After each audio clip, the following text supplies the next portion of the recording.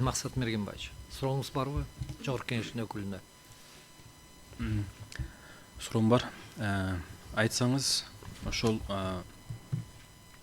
азыркы эле күчүндө турган норма боюнча ишке катышкан тараптар жаңы жагдай жана жаңы ачылган жагдайлар боюнча арыз берсе сот ошол арыздардын баарын эле канааттандырууга милдеттүү.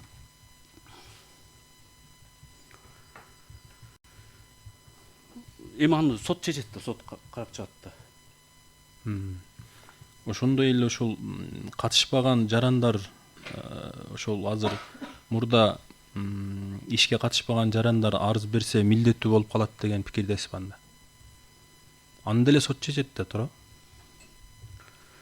Жок, эми жарандык процесстин талаптарына ылайык кайрылыш керек да.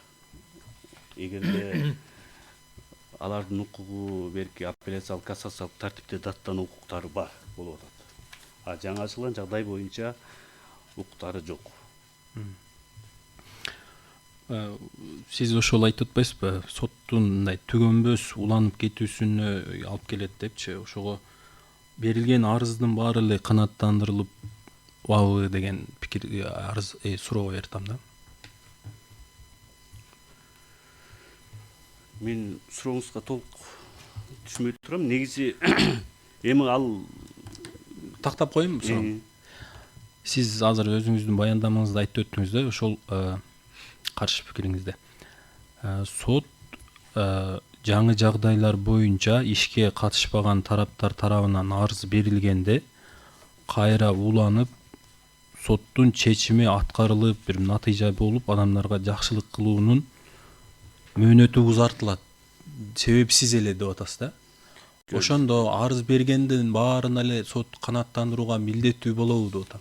Жок, биз мындай маанидә айтып атабыз да. Соттук чечимдер баягы чекит коюлуш керек да. Анан кызыкчылыгы жок адамдар деле кайрылып, кайра аны жаңы жагдай болобу, кайтадан ачылган жагдай боюнча козгоп, ишти мындай туруктуулукка мындай таасир этет деп атабыз да.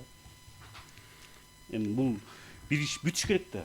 Анан кайра эле ошол ишке баягы мындай тиешеси жок адамдардын кайра кайрылып ишти козгой берген мындай экинчи тараптын дагы ошо ишке түздөн түз таасири бар адамдардын да кызыкчылыгын эске алыныш керек да. Ошондуктан биз туура деп эсептейбиз. Сиз апелляциялык тартипте жана кассациялык тартипте ишке катышпаган, бирок алардын укуктарына жана милдеттерине карата сот чечим чыгаргандар даттана алат. Ошол эки инстанцияда алар өздөрүнүн укуктарын коргоп алганга мүмкүнчүлүгү бар инструменттери деп атап атасыз да, туурабы?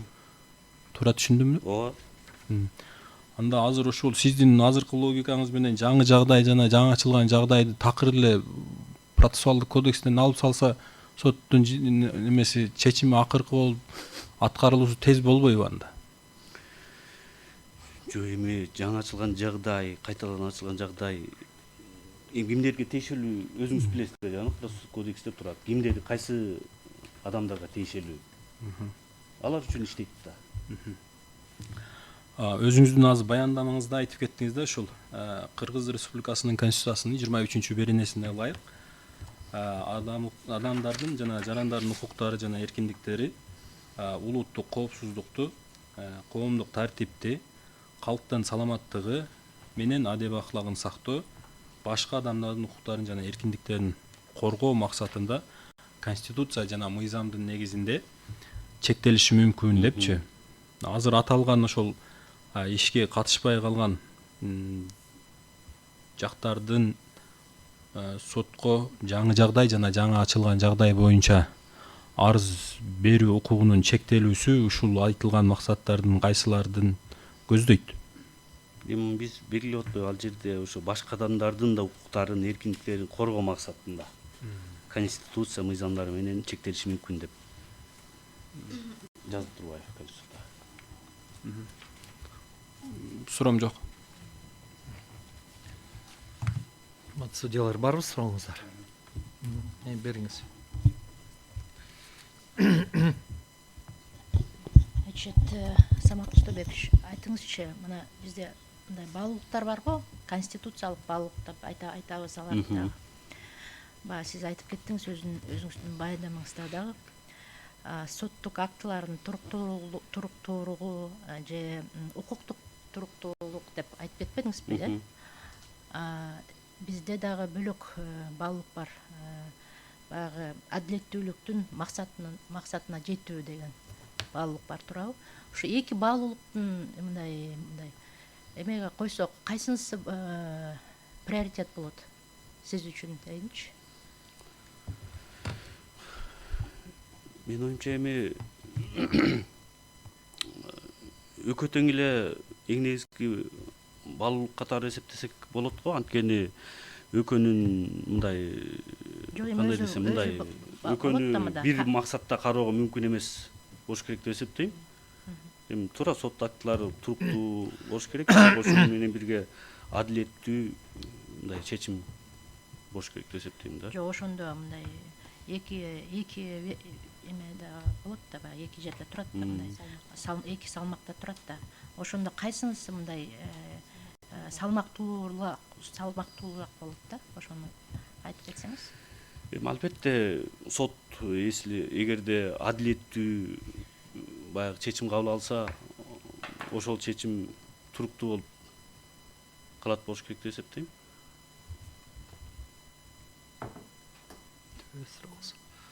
Барбы да сурагыңыз? Бериңиз.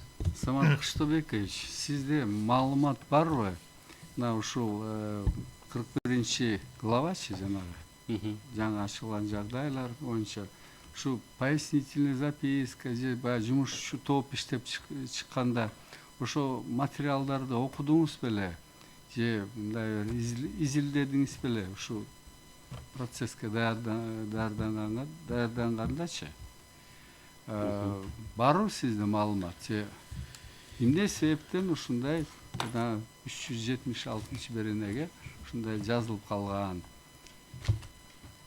Эми бул көп эле убакыт өттү, но бирок мындай көрдүңөр беле же?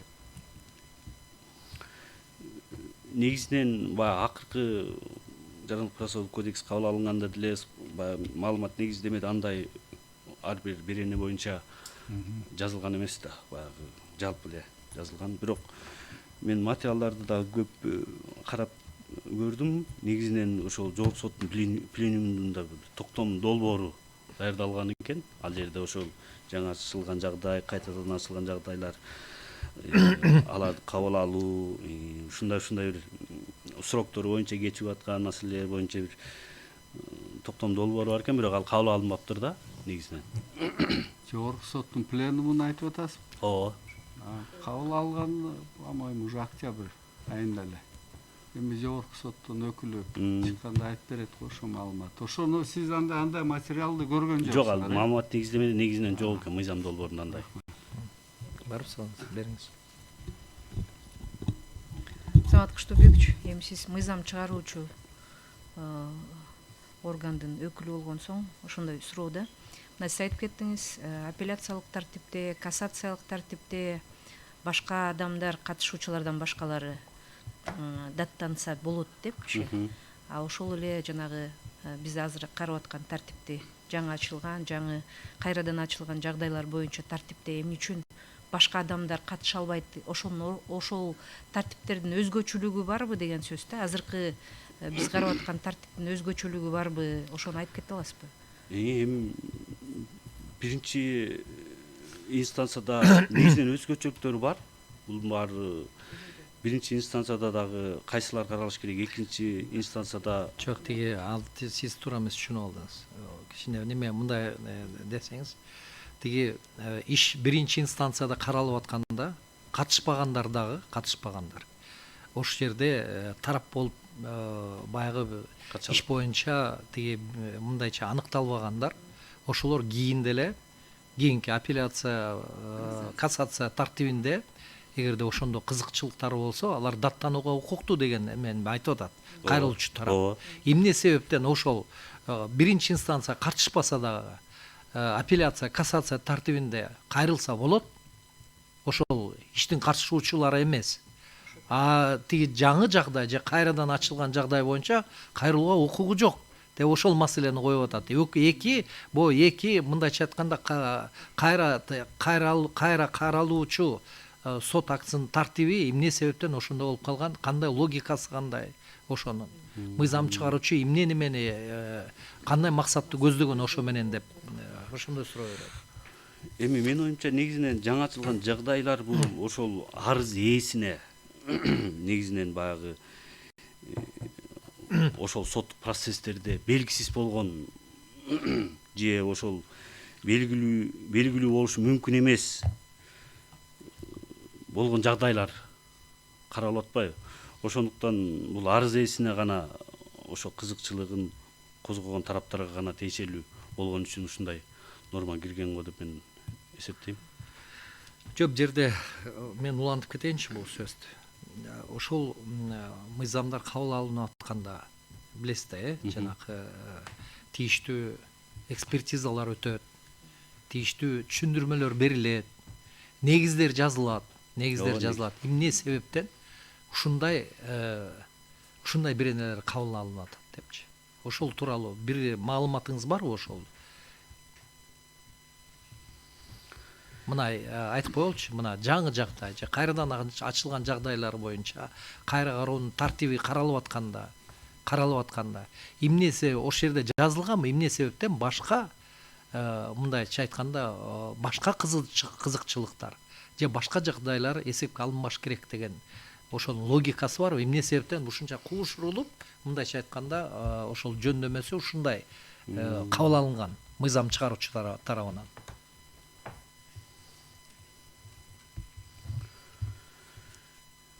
Мен так мындай эмне себептен андай